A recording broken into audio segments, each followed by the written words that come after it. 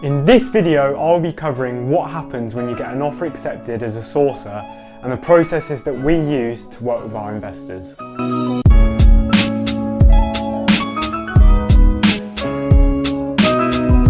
Hi guys, my name is Harley and welcome to the Premium Property YouTube channel where we provide weekly content for beginners in property. If you're new around here, please make sure to hit that subscribe button, and if you do enjoy the video, I'd really appreciate if you can drop a like and we can get it out there to more young, budding property investors. So when we first started in sourcing, we had absolutely no idea what happens once you get an offer accepted, the process of getting an offer accepted, and actually how to work with your investor and the agent once you do get one accepted. And we only actually realised what happens in this once we did it ourselves. So yeah, it's definitely a process that you need to know a lot about, and we made a lot of mistakes through our first process of doing this. So I'm going to share in this video the mistakes that we've made and exactly what we do now when we get an offer accepted and how we work with our investors on it. So guys, step one after you've had an offer accepted is to create the deal pack and get it ready to send out to your investors. So what I would say is before you put offers in, you need to make sure that you have a strong list of investors, or at least one or two investors that you're confident will buy the deal, because you want to be able to get that investor ready as quickly as possible and you don't want to ruin the relationship with the agent. So definitely make sure you have some good investors before putting offers in on deals, and that will really increase your chances of building a great relationship with the agent. So yeah, what we do is we create the deal pack and get it ready to send out to all of our investors. So what we do in the deal pack, we include a breakdown of all of the figures. So obviously we'll have purchase price, all of the purchase costs, the refurb costs, and then we'll obviously have the rental, the refinance, depending on what type of deal it is. So we break that down with the ROI and the gross yield in the pack for the investor. And then we also include a breakdown of what the refurb is, so every element and how much it costs.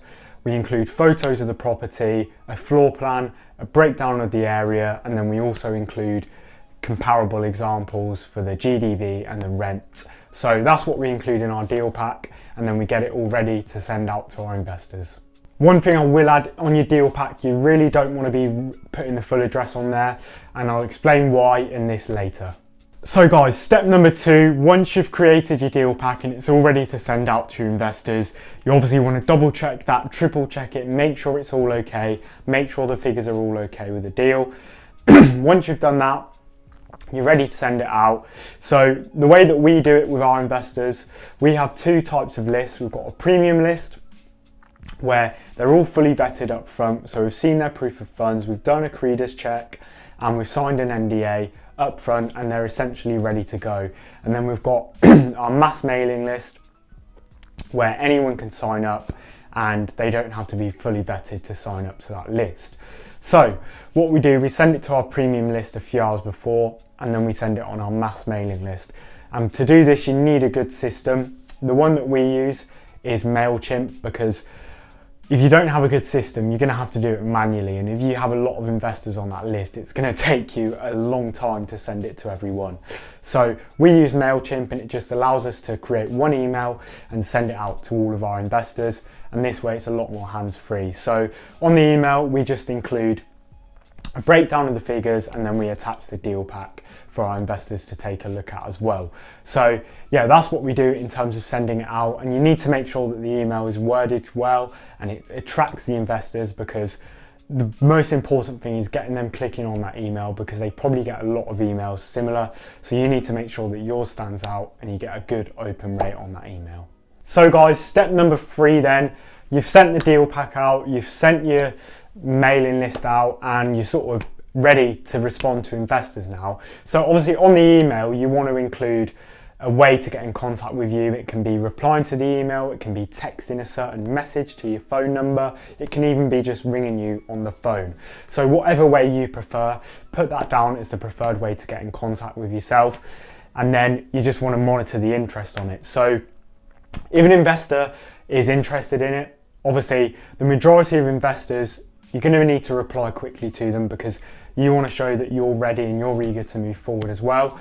And then once you've replied, most investors And yeah, pretty much all investors need the full address to do their own due diligence on the deal, such as comparables and looking at the area and things like that. So obviously with a premium list, we've already signed an NDA with them, which means we can send them the full address, and we do that straight away, and it saves a lot of time.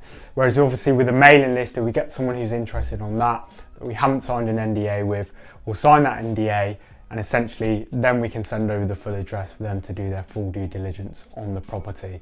So yeah, you want to monitor the interest and make sure you're applying quickly to people, get that NDA signed, and then send them full address and encourage them to do their own due diligence, which is really, really important.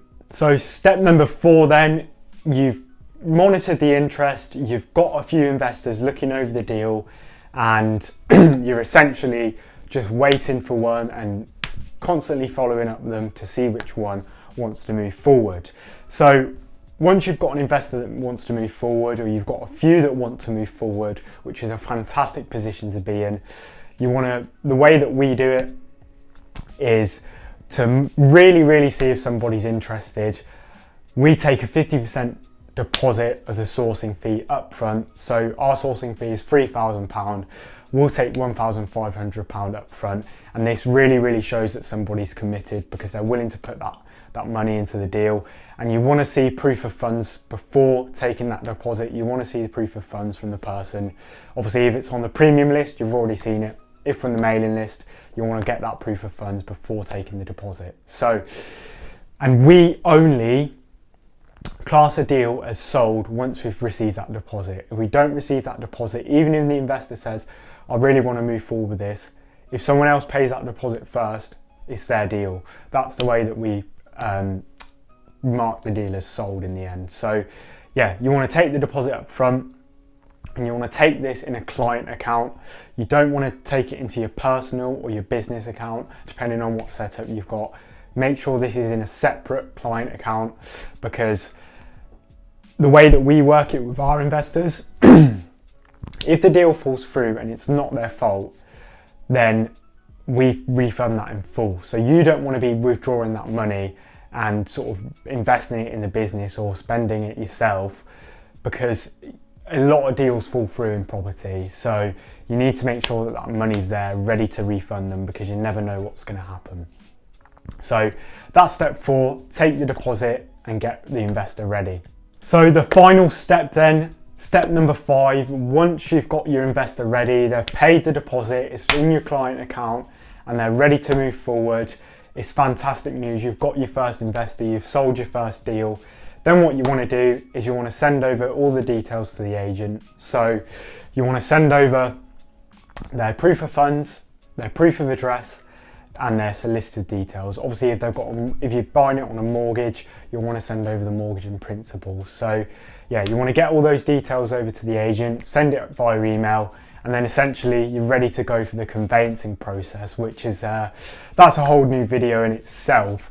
But the conveyancing process is, again, like I said, it's a whole video in itself. It's something that we're sort of going through at the moment, so we're learning a lot about it.